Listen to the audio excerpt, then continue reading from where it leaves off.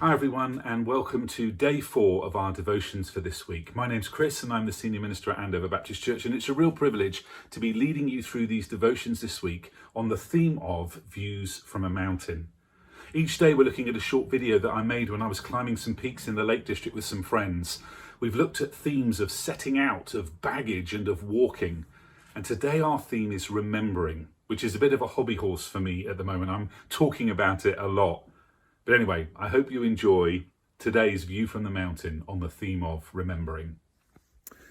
So here we are. We have made it up our climbs today, and we've set up our campsite just up the way here on top of Whiteless Pike, ready to camp out overnight, and then at 3 o'clock in the morning we're going to be getting up and we're going to be lighting up blue flares to remember police officers who have been killed in the line of duty and to support their families. And just if you want to be a part of that, if you look for Light the Lakes on Just Giving, you'll find a Just Giving page and you can make a contribution there. I don't know whether you can see all around me, there's these just absolutely fabulous mountains, and they are going to have on 214 peaks, which means loads of these ones around and about us here.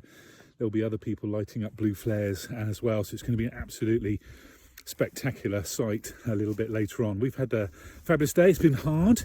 3 peaks climbed and some steep ones. I don't know whether you can see again behind me in the distance over here. Let me try and get it right.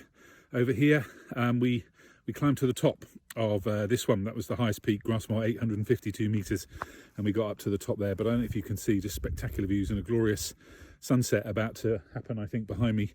And what you can see behind me is Crummock Water, and then behind that Lowes Water, and then beyond that the sea, and over to the Isle of Man, and in this direction over to Scotland. We've got the most spectacular views.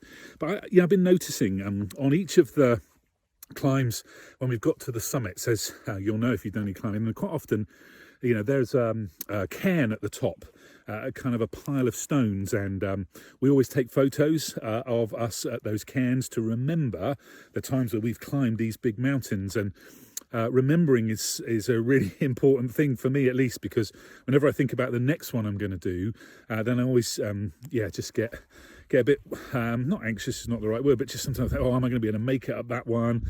You know, what's it going to be like? And then I remember the previous climbs I've done. That's why we take photos, isn't it? All of us to remember amazing things. And when I look at the peaks we've climbed before and I remember going up them, then it gives me confidence, and I think, oh yeah, I can do that, and I'm going to be able to do the next one, and it's going to be great fun. I remember the fun we've had going up as well, even in the midst of some pain in the legs sometimes. And you know, I've said this before, and so it's a bit of a repetition, but you know, God commands us over and over again in the Bible to remember what He's done, to remember His promises. He actually commands the people of Israel, when they're on their great Exodus journey and the journey to the Promised Land, to build cairns as kind of a reminder of what God's done, so that they don't forget what God has done. And other people will discover those stones and know that other people, and remember what God did then, and other people kind of have gone before them. And I just think remembering is so important. And I just want to encourage you today to remember what God has done, because just like, you know, remembering through photographs when you climbed a big mountain for the next time, you know, when you remember what God has done, it will inspire you for the next challenge that you're facing in your life. That Bible story that I reference is from Joshua, the book of Joshua in the Old Testament part of the Bible, chapter 4, verses 1 to 6, and it goes like this. When the whole nation had finished crossing the Jordan, the Lord said to Joshua, choose 12 men from among the people, 1 from each tribe, and tell them to take up 12 stones from the middle of the Jordan, from right where the priests are standing, and carry them over with you and put them down at the place where you stay tonight. So Joshua called together the 12 men he had appointed from the Israelites, 1 from each tribe, and said to them, go over before the ark of the Lord your God in the middle of the Jordan. Each of you is to take up a stone on his shoulder according to the number of the tribes of the Israelites, to serve as a sign among you. In the future, when your children ask you, what do these stones mean?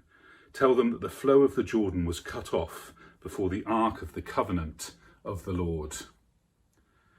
I wonder if you're remembering to pick the stones up from the times and seasons in your life when you're particularly aware of the presence of God, or where God does something in your life or answers your prayers. I wonder if you're remembering to pick up those stones to build a metaphorical cairn that will help you and will point you to God at other times in your life where you're struggling, and will point other people to God when they see and hear the stories of what God has done in your life.